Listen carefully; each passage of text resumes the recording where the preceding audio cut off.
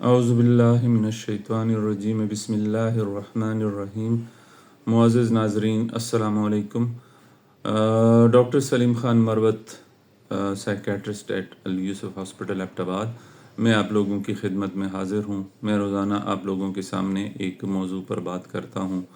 اور وہ موضوع یا تو عمومی طور پر کسی نفسیاتی مسئلے کے بارے میں ہوتا ہے، یا میں کسی خصوصی نفسیاتی بیماری کے بارے میں آپ لوگوں سے بات کرتا ہوں۔ اور میری گفتگو کا مقصد یہ ہوتا ہے کہ میں آپ لوگوں کو وہ شعور اور آگاہی دوں کہ جس سے آپ اپنے ارد گرد کے ماحول میں، اپنی فیملی میں نفسیاتی امراض کے شکار لوگوں کو آسانی سے ڈھونڈ سکیں، یا اگر آپ کو خود یہ مسئلہ ہے تو آپ اس کو اپنے اندر بھی ڈھونڈ سکیں، اور انہیں پراپر ٹائم پر، اچھے وقت میں، یعنی صحیح ٹائم پر ماہر نفسیات کو آپ دکھا سکیں۔ میں آج اپنی ویڈیو کے شروع میں ایک بات کرنا چاہتا ہوں جو میں ہمیشہ آخر میں کرتا ہوں، وہ یہ ہے کہ اگر آپ کو میری ویڈیوز میں کہ دیکھنے کے بعد، ایک تو یہ ہے کہ آپ میری ویڈیوز جو ہیں وہ پوری دیکھا کریں، یہ آپ کی بڑی مہربانی ہوگی۔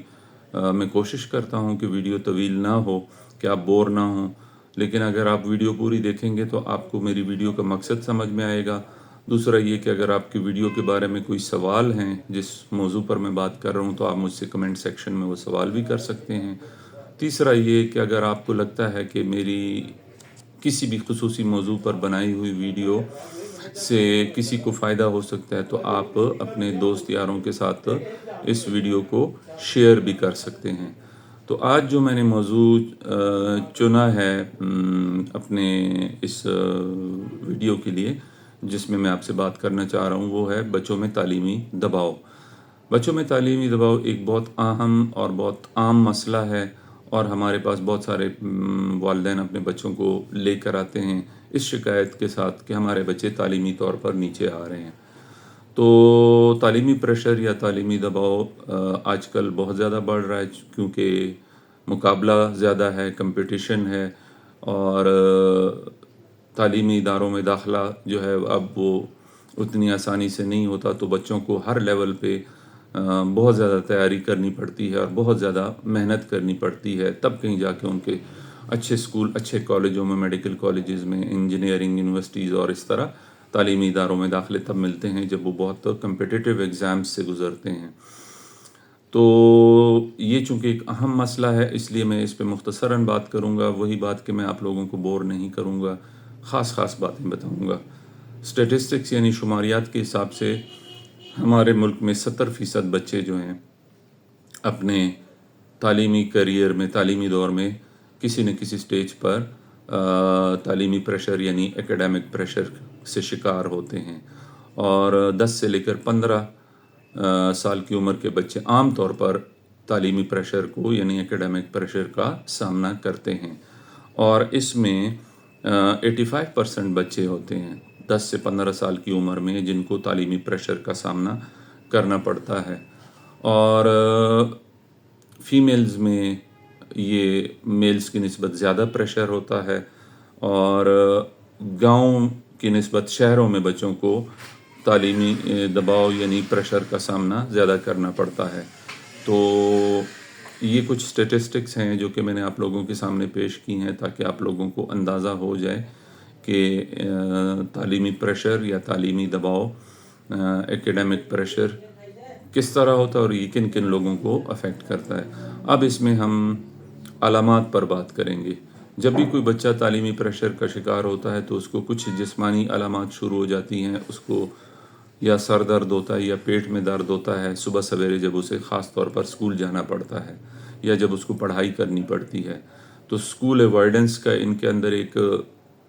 یعنی اسکول نہ جانے کی ایک کوشش ان کے اندر سامنے آتی ہے۔ ان کو جسمانی علامات شروع ہوتی ہیں، سر میں درد، پیٹ میں درد، چکر آنا، اور سستی محسوس کرنا، تھکاوٹ کا محسوس کرنا، اور چھوٹی چھوٹی باتوں پر بچوں کا چڑچڑاپن اور غصہ کرنا۔ بچے چھوٹی چھوٹی باتوں پر غصہ کرنے لگتے ہیں، اور بظاہر اس طرح لگتا ہے کہ بچے بدتمیزی کر رہے ہیں، لیکن وجہ یہ ہوتی ہے کہ ان کے بیک گراؤنڈ میں ان پہ تعلیمی پریشر ہوتا ہے، اور کچھ بچوں میں پھر یہ وقت کے ساتھ جب یہ پریشر ہٹتا نہیں ہے، مستقل طور پر یہ پریشر ان کے اوپر پڑتا رہتا ہے، تو بچوں میں ڈپریشن بھی شروع ہو جاتی ہے۔ پھر ڈپریشن کی علامات میں کھانے پینے میں انٹرسٹ نہ لینا، کسی سے بات نہ کرنے کا رجحان، نیند ٹھیک نہ ہونا، اداس رہنا، اور رونا، اور اپنے گھر والوں سے، اپنے دوستوں یاروں سے دور ہٹ جانا، یہ ساری علامات ان بچوں میں سامنے ظاہر ہوتی ہیں۔ تو عام طور پر والدین کا یہ خیال ہوتا ہے کہ بچہ جو ہے وہ نالائق ہو گیا ہے، اور ہمارے پاس لے کر آتے ہیں کہ ڈاکٹر صاحب یہ بچہ بہت اچھا تھا، پہلے تعلیم میں بہت اچھا تھا، ہم نے فلاں اسکول سے اس کو فلاں اسکول میں داخل کروایا ہے کیونکہ یہ اسکول بڑا مشہور ہے، یا یہ کالج بڑا مشہور ہے اپنی ایکیڈیمکس کے لحاظ سے۔ تو لیکن ہم نے جب سے اس بچے کو اس اسکول میں یا اس کالج میں داخلہ دلوایا ہے، بجائے یہ کہ یہ اچھا ہونے لگے، اس کی تعلیمی معیار آہستہ آہستہ نیچے گرنے لگا ہے۔ ہم نے ٹیوشن بھی شروع کرا دیے، لیکن بچہ ٹیوشن کے ساتھ بھی تعلیمی معیار میں نیچے آ رہا ہے۔ تو وہ ٹیوشن کا پریشر بھی بچے کو تنگ کر رہا ہوتا ہے۔ وہ اسکول یا کالج کی جو تعلیم جو کچھ وہ پڑھ کے آتا ہے، پھر ہوم ورک، پھر اگلے دن کے لیے تیاری کرنا، تو اس کو کھیلنے کودنے کا ٹائم نہیں ملتا، اس کو ریلیکس ہونے کا ٹائم نہیں ملتا۔ وہ ایک مسلسل اس گرداب میں پھنسا ہوا ہوتا ہے۔ اسکول سے آتا ہے، کھانا کھاتا ہے، اور اس دوران چونکہ دینی تعلیم ہمارے معاشرے میں ایک عام چیز ہے، تو بچوں کو مدرسے یا قاری صاحب کا سامنا کرنا پڑتا ہے۔ مدرسے میں جا کے قرآن کی تلاوت، قرآن پڑھنا، اور یا قاری صاحب کا گھر پہ آنا، اس کے فوراً بعد ٹیوشن والا ٹیچر آتا ہے اور وہ ڈیفرنٹ سبجیکٹس پڑھاتا ہے۔ تو جب بچہ ان سے فارغ ہوتا ہے، پھر وہ بچہ جو اس کو ہوم ورک ملا ہوا ہوتا ہے اس میں جت جاتا ہے مشین کی طرح۔ تو جب وہ ان ساری چیزوں سے فارغ ہوتا ہے، تو اس کا رات کا ٹائم ہو چکا ہوتا ہے، اس کو کھانا کھلا کے بستر میں گھسا دیا جاتا ہے، اور صبح سویرے اس کو اٹھا کے پھر اسکول کی طرف بھیجا جاتا ہے یا کالج کی طرف۔ تو اس میں بچے کو کہیں پہ ریلیکس ہونے کا موقع نہیں ملتا۔ وہ نہ باہر جا سکتا ہے، نہ کسی دوست سے مل سکتا ہے، نہ وہ ٹی وی دیکھ سکتا ہے، نہ وہ موبائل پہ کام کر سکتا ہے۔ اس کا کام صرف یہ ہوتا ہے کہ اس نے دماغ استعمال کر کے اس نے محنت کرنی ہے، اس نے ہمت نہیں ہارنی۔ والدین بچوں پہ پریشر ڈالتے ہیں، کمپیریزن کرتے ہیں، فلاں کا بچہ ایسا ہے، تم ایسے کیوں نہیں ہو، فلاں کے بچے کے اتنے مارکس آئے ہیں، تمہارے ایسے کیوں نہیں آ رہے، ہم تم پہ اتنے خرچے کر رہے ہیں، ہم تمہیں ٹیوشن ہم نے لگوائی ہوئی ہے، اسکول سے تمہاری شکایت آ رہی ہے، تمہارے گریڈز کم ہو رہے ہیں۔ تو ان ساری باتوں کی وجہ سے بچے جو ہوتے ہیں وہ تعلیمی پریشر یعنی دباؤ کا شکار ہو جاتے ہیں، اور رزلٹ وہ ہوتا ہے جو میں نے آپ لوگوں کو بتایا ہے کہ بچے اکیڈیمکلی تعلیمی طور پر بجائے اوپر جانے کے نیچے آنا شروع ہو جاتے ہیں، اور ان کے رویوں میں بھی تبدیلی آ جاتی ہے۔ غصہ کرتے ہیں، چڑچڑاپن، رونا دھونا، سر میں درد، پیٹ میں درد، جسمانی تکلیف، مختلف قسم کی شکایات کرنا، ناراض ہونا، گھر والوں کے ساتھ نہ بیٹھنا، ان سے دور رہنا، دوستوں کے پاس کوئی دوست یار کے ساتھ بات نہ کرنا، اندر ہی اندر خاموشی میں ڈپریشن کا شکار ہونا۔ اور اگر ہم ان بچوں کی انٹرویو کرتے ہیں، جب ہم ان سے بات کرتے ہیں، تو کچھ بچے اس حد تک پریشر میں ہوتے ہیں جو کہ ہمارے معاشرے میں لوگوں کو نہیں معلوم۔ وہ یہ سوچ بھی نہیں سکتے کہ بچوں میں ایسا بھی ہوتا ہوگا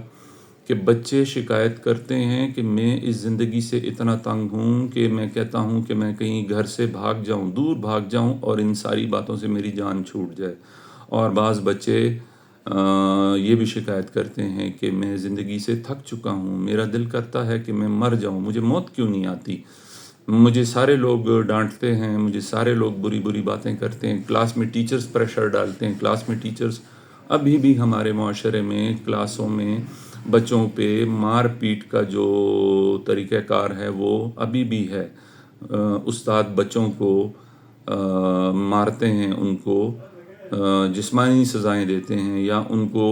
ایکسٹرا ہوم ورک دے کے ٹارچر کرتے ہیں۔ مثلاً ایک بچے نے آج ہوم ورک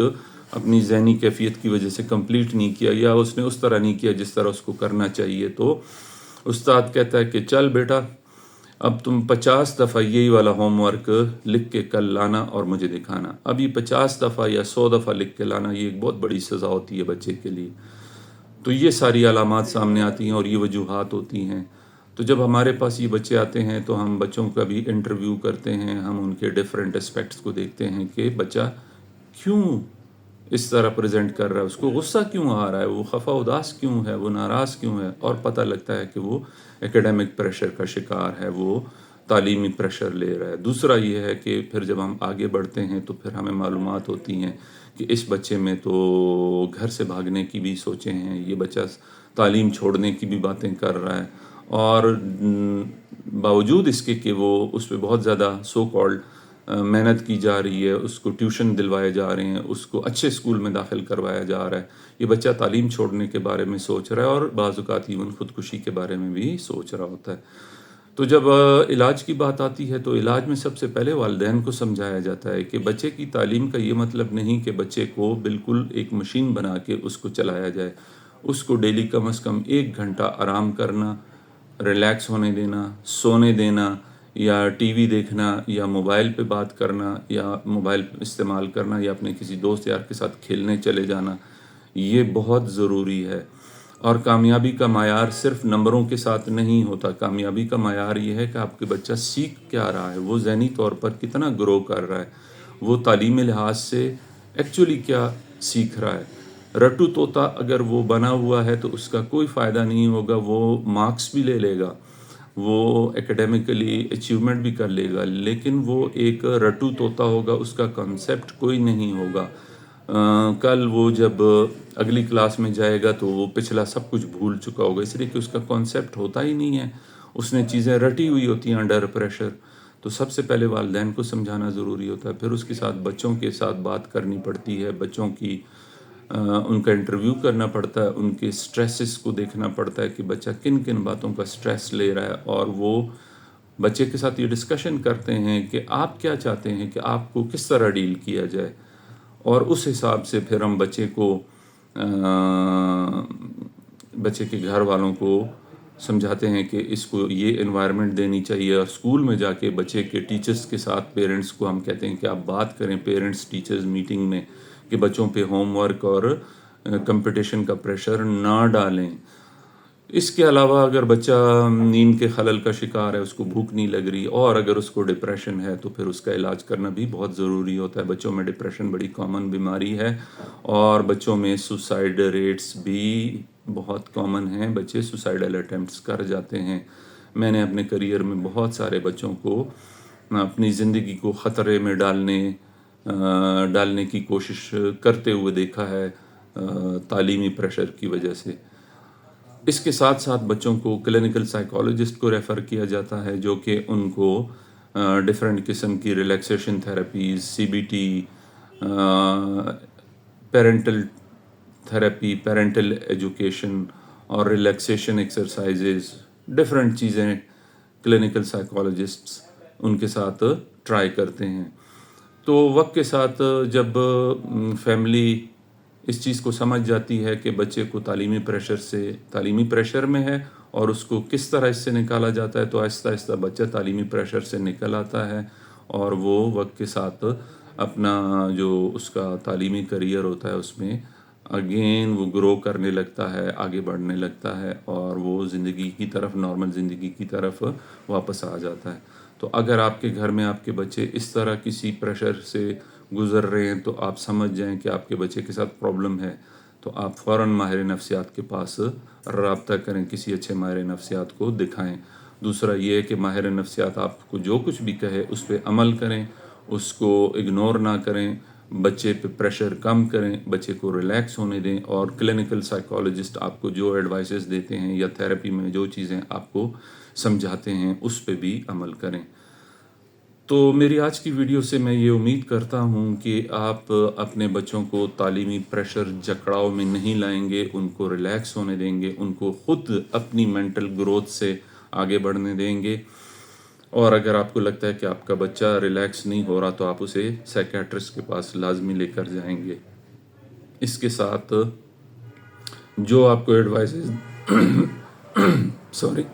معاف کیجیے گا، جو آپ کو سائیکیٹرسٹ اور کلینکل سائیکالوجسٹ جو مشورہ آپ کو دیتے ہیں، آپ اس کو لازمی طور پر فالو کریں گے تو اس سے آپ کے بچے کی تعلیمی بہتری بھی ہوگی اور اس کی ذہنی صحت کا بھی فائدہ ہوگا۔ تو امید ہے کہ آج کی ویڈیو سے آپ لوگوں کو ایک نیا کانسیپٹ، ایک نئی بات، اور اسپیشلی ان پیرنٹس کو کہ جن کے بچے پڑھ رہے ہیں ان کو یہ کانسیپٹ تھوڑا سا ذہن میں آ گیا ہوگا۔ تو براہ مہربانی اس ویڈیو کو اپنے دوستوں یاروں کے ساتھ شیئر کریں، اپنے رشتہ داروں کے ساتھ شیئر کریں، بچوں پہ تعلیمی پریشر نہ ڈالیں، بچوں کو مشین نہ بنائیں، ان کو آرام اور سکون سے تعلیم حاصل کرنے دیں۔ اور اگر آپ کا اس ویڈیو کے بارے میں کوئی سوال ہے تو آپ مجھ سے پوچھ سکتے ہیں۔ اور آخر میں میرا وہی پیغام جو میں آپ لوگوں کے سامنے روزانہ دہراتا ہوں کہ اپنے جسم و جان، اپنی روح و قلب، اپنے دماغ، اپنی صحت کا خیال رکھیں، اپنے بچوں کی ذہنی صحت کا خیال رکھیں۔ بچے ہمارا مستقبل ہیں اور ایسے مستقبل کا کوئی فائدہ نہیں جو رٹو طوطوں سے بن کے بنایا گیا ہو، وہ پریکٹیکل زندگی میں کچھ کرنے کے قابل نہیں ہوں گے۔ تو کل انشاءاللہ میں کسی اور موضوع کے ساتھ حاضر ہوں گا۔ امید ہے کہ آپ کو میری یہ ویڈیو آج کی پسند آئی ہوگی اور آپ لوگ اس سے کوئی نہ کوئی میسج آپ کو مل گیا ہوگا۔ انشاءاللہ کل میں دوبارہ آپ سے ملاقات ہوگی، میں آپ لوگوں کے سامنے حاضر ہوں گا۔ تب تک کے لیے اجازت چاہیے۔ اللہ حافظ۔